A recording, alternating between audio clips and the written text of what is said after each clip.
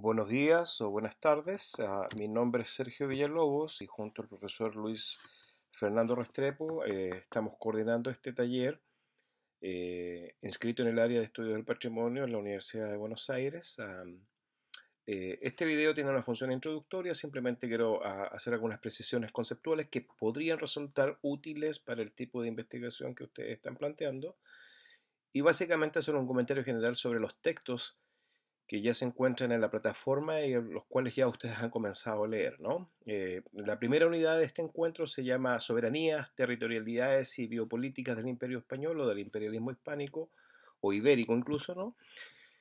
Y hay una serie de textos que ustedes de una u otra forma tienen que conocer, ¿no? Hemos hecho una selección, hemos incorporado ciertas conceptualizaciones contemporáneas respecto al problema de la biopolítica, de la colonialidad, de la razón imperial, ¿no? Entonces yo simplemente ahora quiero hacer unos comentarios, unos alcances generales que les permitan entrar en relación con estos textos y tener una visión más o menos general de lo que estamos buscando, ¿no?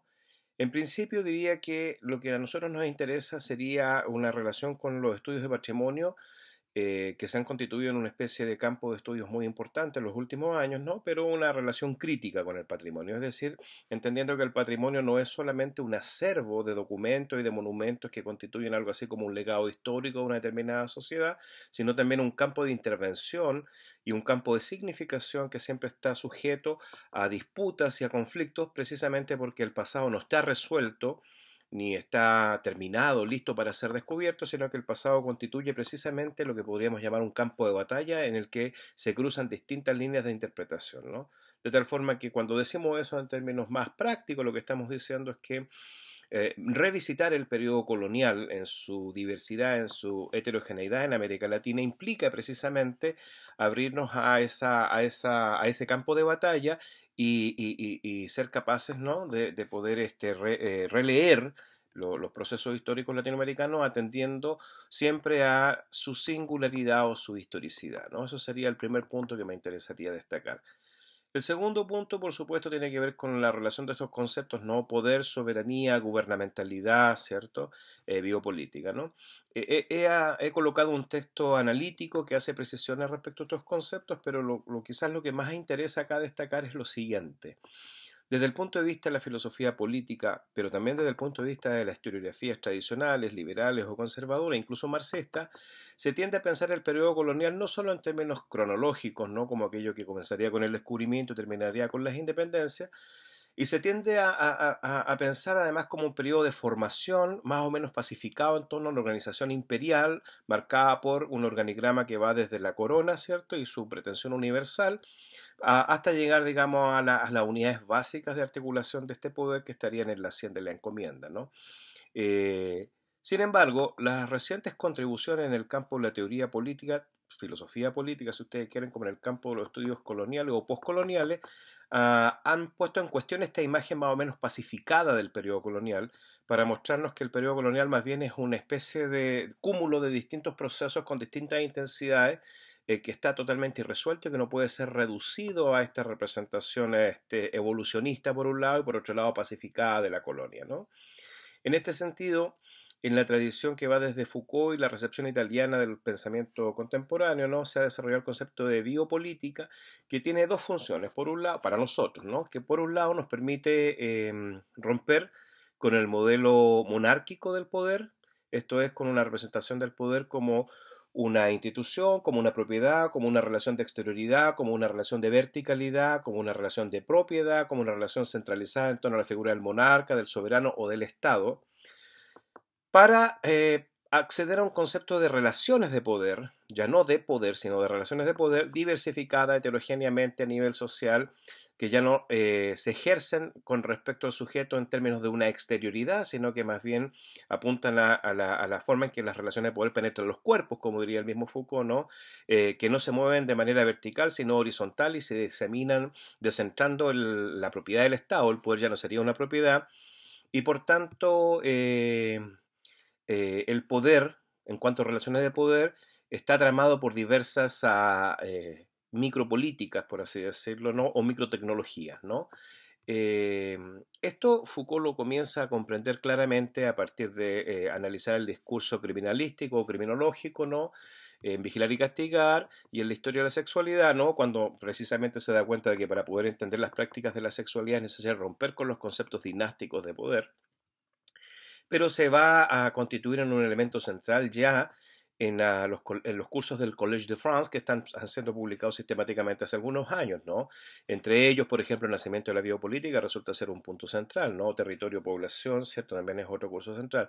Lo importante es que lo que ocurre acá es que Foucault se da cuenta que los viejos conceptos dinásticos de la filosofía o del pensamiento político, tales como Estado, como soberanía, entendida en términos jurídicos, como contrato social, etcétera, no dan cuenta de los matices y de la diversidad de prácticas de poder y por tanto es necesario darse una nueva conceptualización para entender los mecanismos, las prácticas y las políticas, ¿cierto?, que configuran más bien las relaciones heterogéneas de poder.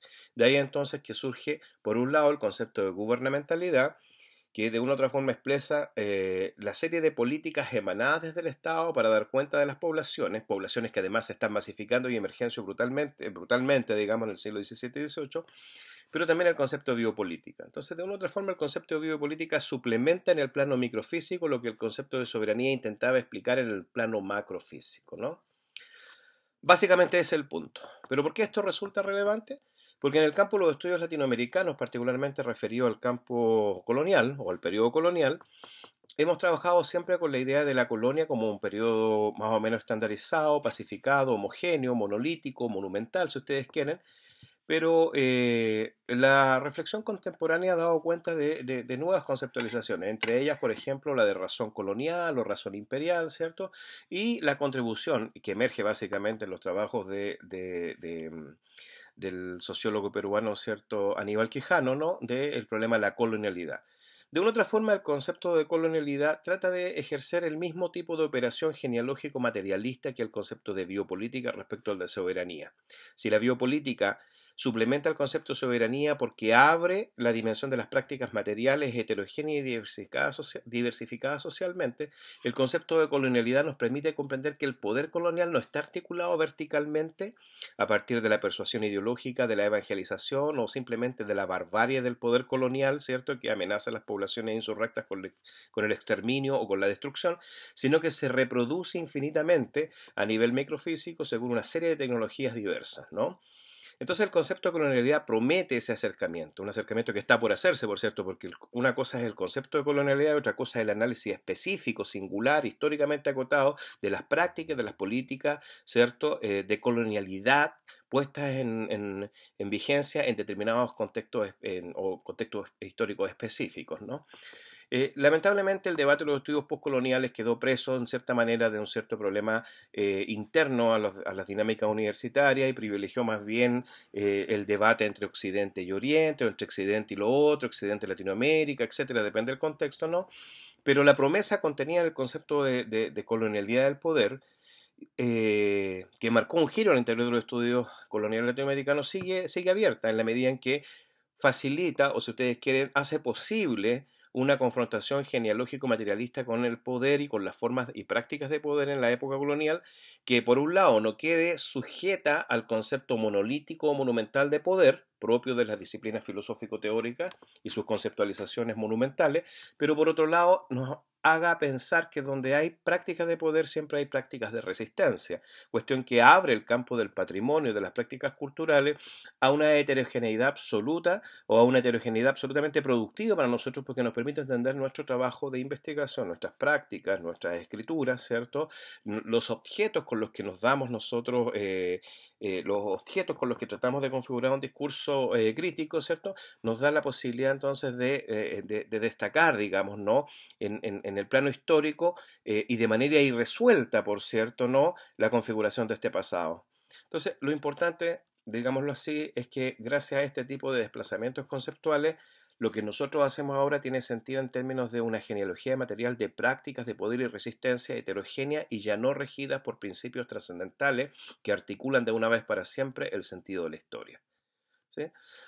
Los textos que ustedes van a leer apuntan de distinta manera a grandes procesos históricos, ¿no? Por ejemplo, el texto de Schmitt está preocupado con el problema de las grandes territorialidades. Para Schmitt, la lógica del poder está articulada de acuerdo a economías nómicas que son, por cierto, economías territoriales. El nomos del mar, digamos, que definiría los imperialismos marítimos, ¿no? siendo el inglés una versión moderna, el nomos de la tierra, que va desde Roma hasta el Imperio Español, ¿cierto? Y lo que tardíamente se llamaría el nomos del aire, ¿no? Que definiría el contexto de articulación de un tipo de poder regido por el terror atmosférico o el control, ¿cierto?, del espacio, ¿no? Es un texto fundamental en el sentido que nos permite hacer grandes narraciones o que nos permite comprender grandes procesos, pero es secundario respecto al tipo de investigación que nos interesa en la medida en que lo que tratamos de comprender son las formas en que esos grandes directrices del poder se materializan en términos de prácticas específicas. De ahí entonces la pertenencia al concepto de biopolítica. Por eso hemos trabajado con el concepto de biopolítica Foucaultiano, que es el que abre esta dimensión micropolítica, y hemos incorporado la reflexión italiana, porque la reflexión italiana radicaliza el concepto de biopolítica y nos permite comprender que en el mismo concepto de biopolítica hay una ambivalencia, que quizás es una ambivalencia constitutiva de las relaciones de poder. Porque por un lado la biopolítica es la forma en que el poder penetra en los cuerpos descentradamente, microfísicamente, heterogéneamente, pero también la microfísica contiene, esta es su ambivalencia, contiene la posibilidad de prácticas que vayan contra la confirmación del poder, ¿cierto? De ahí entonces, por ejemplo, que los italianos, por un lado, se dividen en aquellos que piensan la biopolítica como cancelación de toda posibilidad de la experiencia, en términos más filosóficos, este sería Giorgio Agamben con su teoría del campo de concentración y del Homo sacer, y aquellos que piensan que la biopolítica también genera formas o prácticas de biopoder. Y el caso más específico serían aquellos pensadores que han trabajado la relación entre biopolítica y economía, por ejemplo, Bacigalupo, Toni Negri, etcétera, ¿no?